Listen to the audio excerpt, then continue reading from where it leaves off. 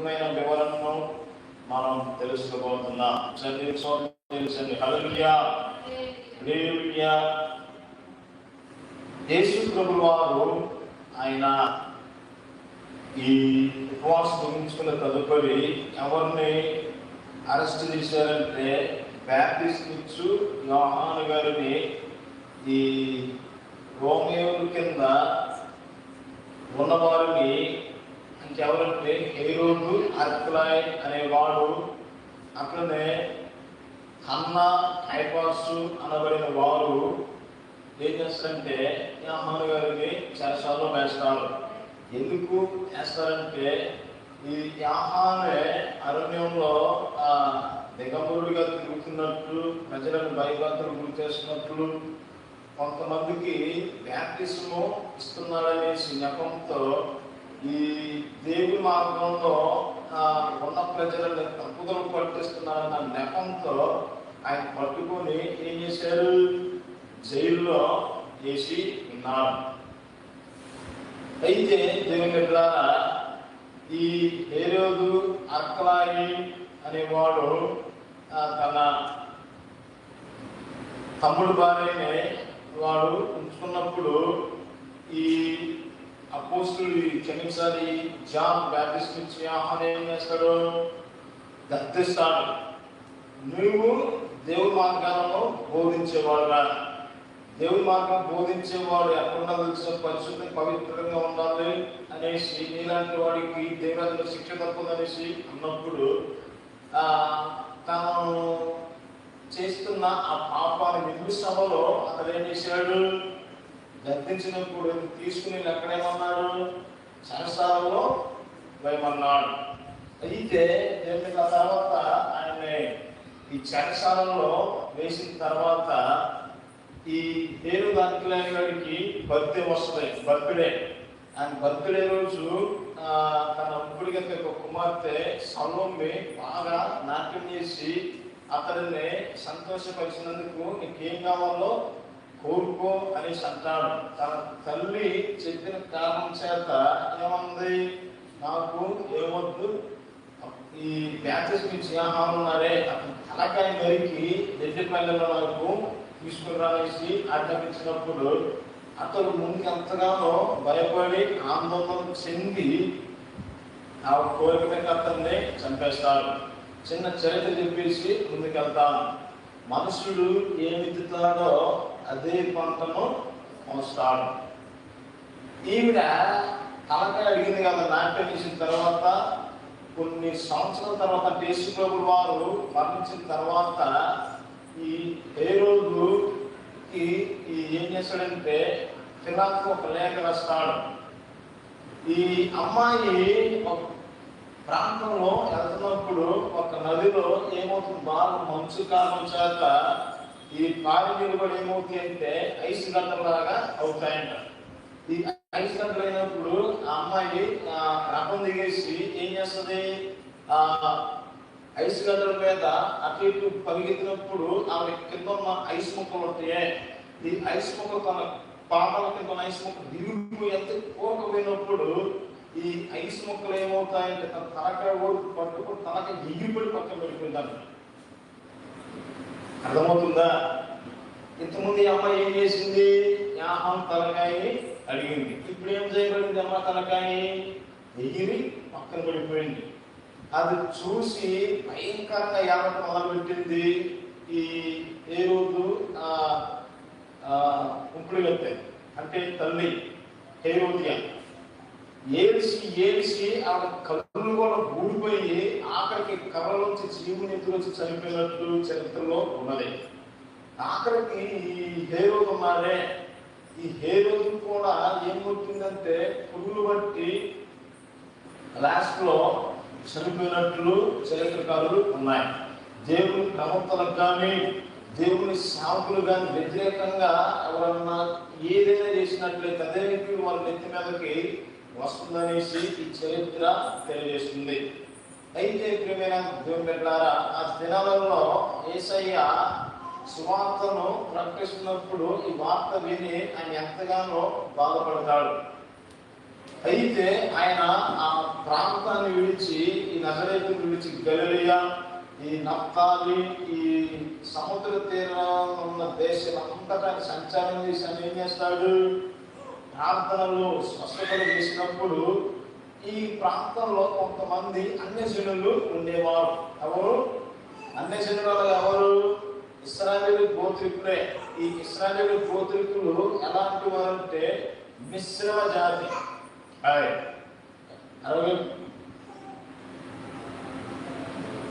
మిశ్రమ జాతి అంటే ఎవరు?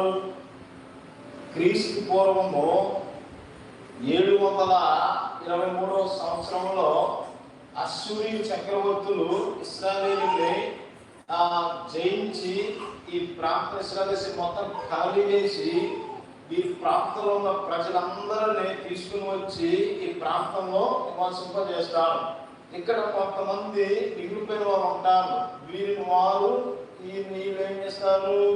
వివాహాలు చేసుకొని అక్రమంగా అన్ని జనులు పుడతం ప్రారంభిస్తారు. అయితే యూదులు మాత్రము నిష్ఠగా ప్రతిష్ట కలిగి వారు చూస్తారు. వీరిని వాళ్ళు ఎలా చూస్తారంటే కుష్ఠరోగుల కన్నా హీనంగా చూస్తారు. యేసుక్రీస్తు ఎందుకు వచ్చాడో తెలుసా? నశించిపోయే దానిని వెతికి రక్షించడానికి ఆయన వచ్చిన్నారు. యేసు ప్రభువు ఎప్పుడు రోమేలకి వ్యతిరేకంగా చెప్పలేదు. యేసు ప్రభు వివరణగా ఖండించిందంటే పరిసయ్యులని, శాస్త్రులను మాత్రమే ఆయన ఖండించి ఉన్నారు. అయితే ప్రియమైన దేవులారా, మరి వీళ్ళందరూ నశించుకోవడానికి ఇష్టం లేదు కదా. అందుకని ఆ ప్రాంతంలోకి వెళ్ళి ఆయన చేసిన వారికి సువార్తను ప్రకటించి దేవుని రాజ్యము సమీపించున్నది, మారు మూసుకుంటుంది అనేసి సువార్తను ప్రకటించున్నాడు. దేవుని రాజ్యము సమీపించి ఉన్నది.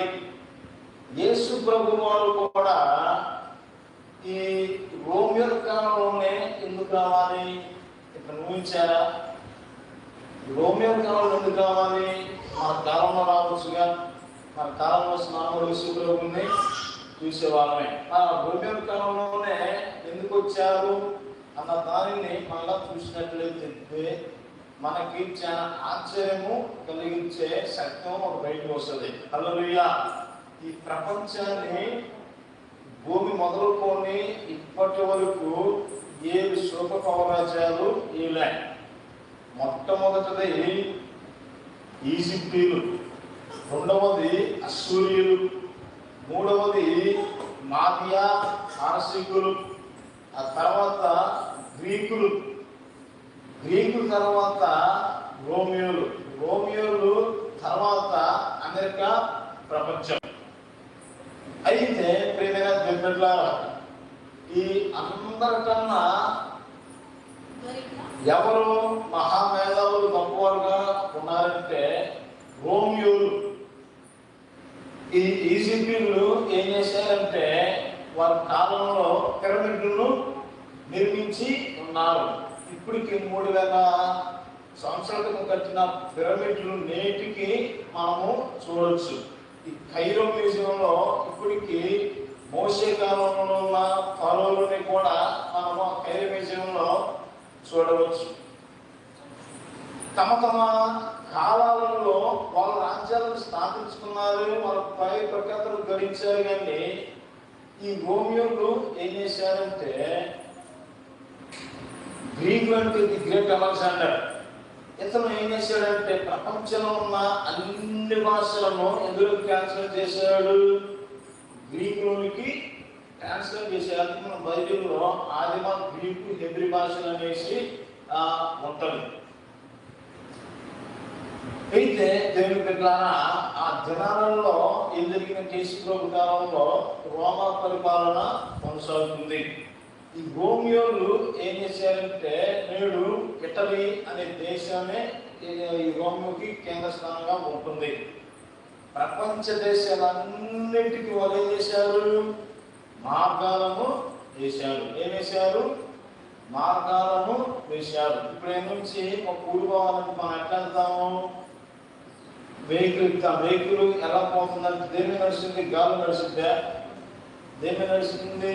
రోడ్డు మీద ఒక దారి ఉంది కాబట్టి. అట్టనే ఆ దినాలలో ప్రపంచవ్యాప్తంగా ఏం చేశారు? ఎక్కడికి ప్రయాణం చేసినా సరే మీరందరూ ఎక్కడ కలిసి వరకు రోమ పట్టణానికి రావాల్సిన ప్రపంచ దేశాలన్నిటిలో ఏం చేశారంటే దారులు వేశారు.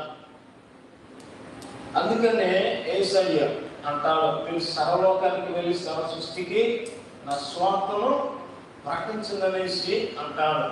సో ఒక కాలంలో ఏమొచ్చాయి? మార్గాలు వచ్చాయి. రవాణా వ్యవస్థ అనేది వారి కాలంలోనే ఈ మార్గాలు ఉన్నాయి.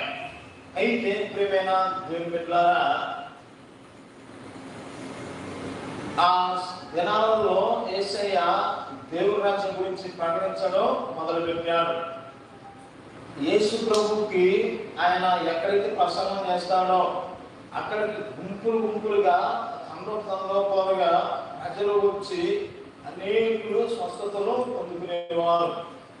దేశాలు పట్టణాలన్నీ ఆయన సంచరించినప్పుడు అనేకమైన ఆయన యేసు ప్రభు నీడ పడితేనే చనిపోయిన కూడా లేచనమాట.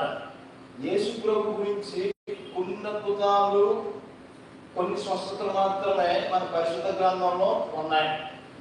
ఆ దినాలలో యేసు గురించి మొత్తం రాయాలంటే ఇదిగో ఒక కవి అంటాడు,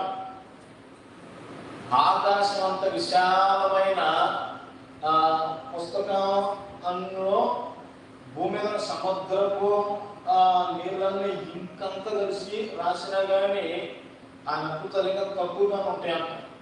అర్థం చేసుకొని అన్ని అద్భుతాలు యేసుక్రీస్తు చేస్తున్నారు. అయితే ప్రియమైన దేవుని బిడ్డలారా,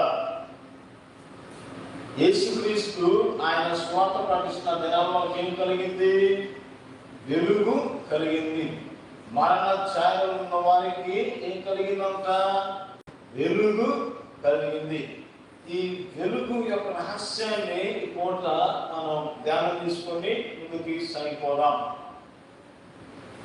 దేవుడు ఆది కాలంలో మొదటి అధ్యాయంలో సృష్టి అంతటిని చేస్తాడు. మిమ్మల్ని అడుగుతున్నాను, వెలుగు మనకు ఎలా వస్తుంది? వెలుగు దేని ద్వారా వస్తుంది? చెప్పండి. వెలుగు దేని ద్వారా వస్తుంది? సూర్యుని ద్వారా. నిజమేనా? నిజమా మాత్రమా? ఇంకొకసారి వెలుగు ఎలా వస్తుంది? సూర్యుని ద్వారానే చెప్పారు చెయ్యాలండి. 1 2 3 వెలుగు అనేది సూర్యుని ద్వారా రాదు. వెలుగు అనేది సూర్యుని ద్వారా రాదు. ఆది కాండం మొదటి అధ్యాయం మీరు 9 నుంచి చదివినట్లయితే అక్కడ సూర్యచంద్రాల గురించి ఉంటాయి. కానీ దేవుడి సృష్టిని చేసినప్పుడు ఒక దినమాయను వెలుగును చీకటిని చేసినప్పుడు ఆ వెలుగు వేరుగాక చీకటి వేరుగాక అనేసి అర్థమవుతుందా? ఈ వెలుగు ఏంటంటే సూర్యుడు అనేది ఒక కేంద్ర బిందువు మాత్రమే. ఉదాహరణకి ఈ పవర్ ప్లాంట్ ఉందనుకోండి. నేను 2015లో శ్రీశైలం ప్రాజెక్టులో చెంపోలోకి వెళ్ళాను. పవర్ ప్లాంట్లోకి మన ఆంధ్రాకి ఎక్కడి నుంచి పవర్ వస్తుందో దాని పునాదులకి వెళ్ళి ఉన్నాను. ఈ పవర్ అనేది ఎట్లా స్టార్ట్ అవుతుందంటే ఈ జంతువులు దాదాపు 450 అడుగుల అండర్ గ్రౌండ్ లో పెద్ద బేరు మన చర్చి అంత బేరులు. ఆ బేరుల మీదకి ఎలా వస్తుందంటే ఈ శ్రీశైలం డ్యామ్ చూస్తే నీరు ఉంటుంది కదా, అది పై నుంచి కొన్ని సెకండ్లు కొన్ని కిలోమీటర్ల వ్యవధిలో స్పీడ్గా ఆ బేరింగ్ కొట్టినప్పుడు ఆ బేరింగ్ ఏమవుతుందంటే హై స్పీడ్ మీద రన్ అవుతుంది. ఈ రన్ అయినప్పుడు ఏర్పడే ఘర్షణే పవర్. అర్థమవుతుందా? ఎక్కడో అక్కడ నుంచి మనకు వస్తుందంటే అది నీటి ద్వారానే ఈ కరెంట్ అనేది స్టార్ట్ అవుతుంది. ఈ కరెంట్ ఎలా వస్తుంది? ఈ ఊరికి ఎంత కావాలి, ఊరికి అంత కావాలి, దేని ద్వారా వస్తుంది? ఈ స్ట్రీట్కి ప్రతి స్ట్రీట్ ఒక ట్రాన్స్ఫార్మర్ ఉంటుంది. అర్థమవుతుందా? ఈ ట్రాన్స్ఫార్మర్కి ఈ పవర్ వస్తుంది. ట్రాన్స్ఫార్మర్ నుంచి మన ఇళ్లలోకి మనకి ఎంత కావాలి, ఎంత వోల్టేజ్ అంత సప్లై చేస్తుంది. అట్లనే ఈ లోకంలో వెలిగించడానికి సూర్యుడు అనేది ఒక ట్రాన్స్ఫర్ మాత్రమే, అంతేగాని దాన్ని బట్టి వెలుగు రాదు. ఈ బైబిల్ చదవండి, ఆదికాండం మొదటి అధ్యాయం అంతా చదివితే మీకు అర్థమవుతుంది. ఈ వెలుగు ఎవరంటే యేసు ప్రభువే. హల్లెలూయా. ఆయన వెలుగు ఎట్లా చెందాడంటే, చేనులో ఒక రైతు మందుని అలా చల్లినప్పుడు ఆ చేనంతా మందు పడినట్టు ఈ భూమి మీద అంతా ఆయన వెలుగు పడిందంట. హల్లెలూయా. అర్థమవుతుందా? ఈ వెలుగును ఎలా ఉంటే అది దేవుడు సృష్టించిన వెలుగు. ఈ వెలుగులో సూర్యుడు అనేది, సూర్యుడు ఉదయించకపోయినా అంటే మనకు వెలుగు అనేది తెల్లారింది చేయబడింది. అర్థమవుతుందా? అప్పుడప్పుడు వర్షాకాలంలో మనకు వెలుగు ఉంటుంది, కానీ వర్షకాలంకి మన మబ్బుల్లో సూర్యుడు ఏమవుతాడు? దాగుకుని ఉంటాడు. దాగుకున్నంత మాత్రాన సూర్యుడు లేకపోవటం కాదు, కానీ సూర్యుడి ద్వారా వెలుగు వస్తుంది అనేది అసత్యం, అబద్ధం. వెలుగు అనేది వెలుగును బట్టే లోకంలో ప్రకాశించడం జరుగుతుంది. అందుకని ఆదాముని దేవుడు మొట్టమొదటిగా ఎలా చేశాడంట? వెలుగుమయంగా చేసి ఉన్నాడు. హల్లెలూయా. ఆదాముని సృష్టించినప్పుడు అద్భుతమైన వెలుగుతో ఆయన వెలిగిపోతున్నప్పుడు సూర్యుడు కూడా చెందబోయేవాడంట. అంత వెలుగుతో దేవుడు ఆదాము సృష్టించినప్పుడు కొన్ని సందర్భాలలో దేవదూతలు కూడా భ్రమపడ్డాయి. నిజంగా దేవుడే పోసి దండాలు పెడుతున్నాయని చూసుకోండి. అందుకనే ఈ అపవాదైన సాతానుడు ఈ మానవుడి మీద ఏం చేశాడు? కోపంతో ఈ మానవుని నమస్కరించడం, మానవుని ఆరాధన చేయననేసి ఈ మానవుని వాడు ఎట్లా పుట్టాడు? మట్టి ద్వారా జన్మించాడు. మట్టిలో పుట్టిన వాడికి అగ్నిలో పుట్టిన నాకు ఏంది కారణం? హృదయంలో గర్వించినందుకు దేవుడి మీద ఇద్దరు ప్రకటించినప్పుడు వాడు పట్టుకొని ఏం చేసిండు? కింద పడదోశాడంట. దేవుడు ఎంత వెలుగుతో సృష్టించాడంటే, యూదులు వారికి కొన్ని ఆచారాలు ఉంటాయి. ఈ సబ్బాతుని వారు ప్రారంభించే ముందు, విశ్రాంతి దినాన్ని వారు ముగించే ముందు సబ్బాత్ ఎంత అవుతుంది. ఆ రాత్రి కాలంలో వాళ్ళు ఏం చేస్తారంటే వారు బహుగా ప్రార్థనలు చేసుకునేవారు. ఏమని ప్రార్థన చేసిన? ప్రభువా, ఆదాము కోల్పోయిన ఆ వెలుగుని తిరిగి మాకు మరలా ప్రసాదించి ప్రభువా అనేసి వాళ్ళు ఏం చేస్తారంట? ప్రార్థన చేస్తారంట. హల్లెలూయా. ఒకసారి గోర్లు చూసుకోండి. ఈ గోర్లు ఎట్లా ఉన్నాయి? కొంత నల్లగా ఉన్నా సరే, కొంత ఎర్ర ఉన్నా సరే, గోర్లకి ఉన్న సౌందర్యము ఎక్కడ ఉండదు. దేవుడు మొట్టమొదటిసారి సృష్టించినప్పుడు ఈ గోర్లు ఎలా మెరుస్తాయో ఆమదేహం కూడా అలానే మెరిసేదంట. హల్లెలూయా. కొన్ని మిద్రాస్ గ్రంథాలలో, యూదుల పురాణాలలో ఇవి చదివాను. అర్థమవుతుందా? అంటే దేవుడు మానవుని అంతగా సృష్టిస్తే ఇప్పుడేం జరుగుతుంది?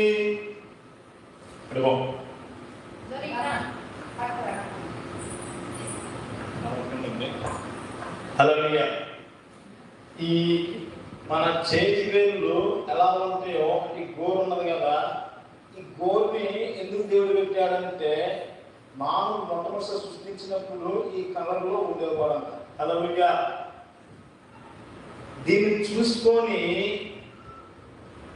ప్రతి యూదుడు తమ ఏకాంత ప్రార్థనలో ఏం చేస్తాడు? ప్రభువా, ఇలాంటి మహిమ శరీరాలు ఆదం కోల్పోయినప్పుడు నువ్వు ఇచ్చినట్లు మీరేం చేయాలి? మరలా మనకు వాటిని ప్రసాదింపజేయండి అనేసి అన్నారు. అందుకని మెస్సయ్య ప్రవక్త ఈ అంత్య దినాలలో వస్తారు.